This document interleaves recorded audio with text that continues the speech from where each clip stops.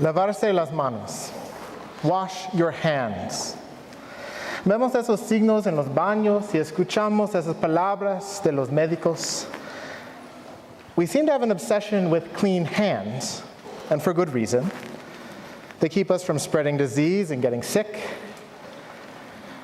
But often our hands can come to represent what we do.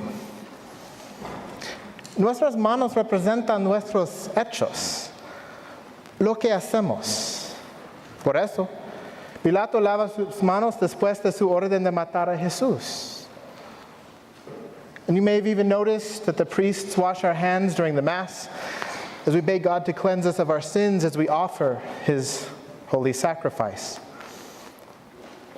In today's world, we don't think too much about washing feet. Hoy no pensamos mucho en los pies. Jesús no lavó las manos de sus discípulos, sino sus pies. Y su mandato es que hagamos lo mismo. Think about feet for a moment. Piensen en los pies. El verano pasado caminaba con un bastón aquí porque caminé 100 millas en un peregrinaje. Y en ese peregrinaje tantas personas tocaron mis pies porque les han dolido.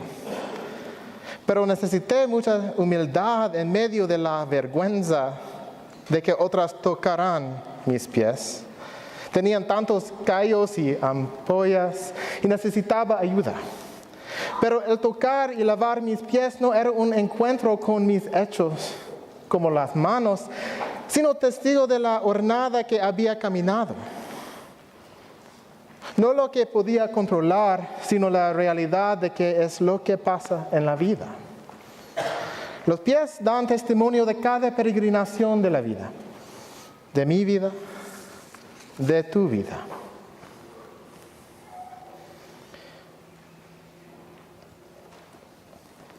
When we offer bread and wine at Mass, we acknowledge that they are fruits of the earth and vine and gifts from God, but we also acknowledge that they are works of our hands. But to look toward our feet is not to acknowledge what we have done or accomplished, good or bad. It's to see where we have trod, the road we have traversed, all that has happened in the midst of our striving to walk this journey of life. I spent this last week accompanying a young man, an asylum seeker from Central America. And I know I've spoken of these individuals in our midst before, and I've assisted many in recent months. But this particular young man experienced some significant health problems, so upon his arrival in my company and the company of my fellow Norbertines, we spent a lot more time together than I had with others. Last week I had to take him back to the hospital, and I sat in an exam room in the emergency department. As we sat waiting for the doctor, he was chilled. He told me he wanted to rest, and he was cold. So I found a blanket. I helped him lie down on the exam bed and covered him with the blanket. And as I lifted his feet to tuck that loosely knit fabric of those hospital blankets under his legs, all I could think of was all the stories that he had told me of his journey up until that point. Cuando ven pies, piensan de dónde caminaron.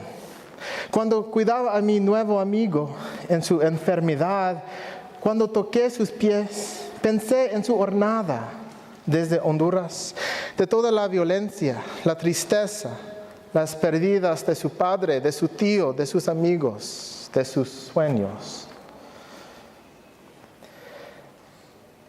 It was upon these very feet that I held in my hand that he balanced himself when he lost his father as a toddler.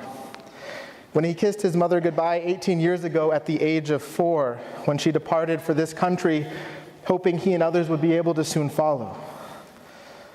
These were the very feet that supported him when he witnessed the murder of his uncle and his friends.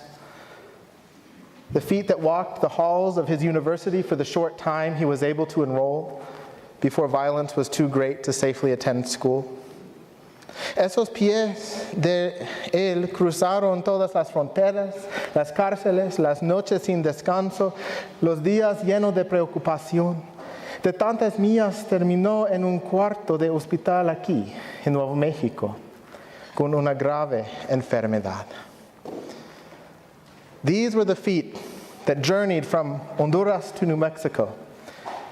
The feet that crossed so many borders, the feet that walked away from a tragic bus accident that took the life of 25 of his fellow refugees. The feet that stood for days on end as he was crammed into small windowless rooms shoulder to shoulder with others at our own border. The feet that finally carried him into a hospital where he would be left only to be found.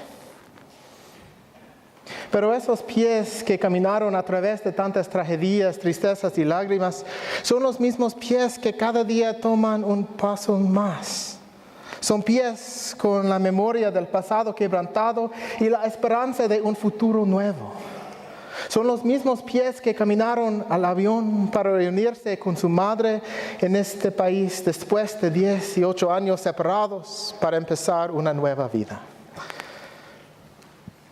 So as I gazed at his feet, covered by that simple hospital sheet, I had yet to know that those very same feet would be the ones to carry him onto his very own first journey on a plane, to carry him to at last be reunited with his mother and a brother he had yet to meet. They were not just the feet that had endured the calluses and blisters of life. They are the same feet that would carry him each day forward from the darkness of a past, in the depths of human sorrow, toward a future yet unknown, still filled with hope. What has your road been? ¿Cuál es tu camino, tu jornada? What are the steps that have come to define your life? ¿Qué pasos definen tu vida, tu pasado, tus esperanzas? Our feet are in some way the records of our lives, all that we have traversed and all that we hope may one day be a part of our path. So as Jesus bends down to wash the feet of his disciples, he's not simply performing an act of service, a gesture of kindness, or a desire to cleanse those he loved. He's embracing, holding, purifying the entirety of the pilgrimage that has been their lives. Cuando Jesús limpia los pies de sus discípulos, Él toca más que sus pies. Él abraza toda la jornada de su vida. Así como los que cuidaron mis pies en el peregrinaje tocaron mis caminos y curaron los callos y ampollas de esta jornada. Jesús hace lo mismo por la jornada de la vida. Él encuentra cada pasado que tenemos. Eso es lo que hace que Jesús también esté en el altar por su encarnación y por el misterio pascual, que Jesús encuentra y entra a nuestras vidas, a nuestra jornada. That's why every week we come to celebrate this very same Paschal mystery as we gather around this altar. Because it is here and in every altar in the church that Jesus offers himself to us, sharing in the roads that we walk, being one of us and yet still beyond us. It's here that we know that he is with us in this road of life, and yet that even when we walk through our own passions, our own journeys to the cross, he is there to hold our feet. And even more, through what he gave in love for the life of this world, his very life that we share when we come to witness his sacrifice and receive his heavenly food, we know that he does not only share in the crosses of yesterday and today of our lives. We know that he cleanses us, washes us, refreshes us, makes us new, and leads us to the hope of the joy of tomorrow in the light of his resurrection. Cada uno de nosotros tenemos una jornada propia que Jesús toca y limpia. A través de nuestros caminos nos mantenemos, nos cuidamos, Y por eso vemos que no solo caminamos juntos y con Jesús en el Vía Crucis, sino que le acompañáramos en camino a la resurrección. What Jesus asks of us today, when he begs of us each time we come to see and receive what he pours out for us, is that we be that for one another. That we not allow our fears and divisions that hold us apart from having the compassion and the love to extend our hands to encounter the feet of one another, to reach for the lives of each other, to hold the journeys of all of us in our hands, to cleanse, to heal, and to purify. As my friend was lying in his hospital bed, I couldn't help but see Christ, as though he was wrapped in a simple white cloth, prepared to be laid in the tomb. And yet I knew that this moment would not be the end of his journey. And it wasn't. And now we continue to walk together.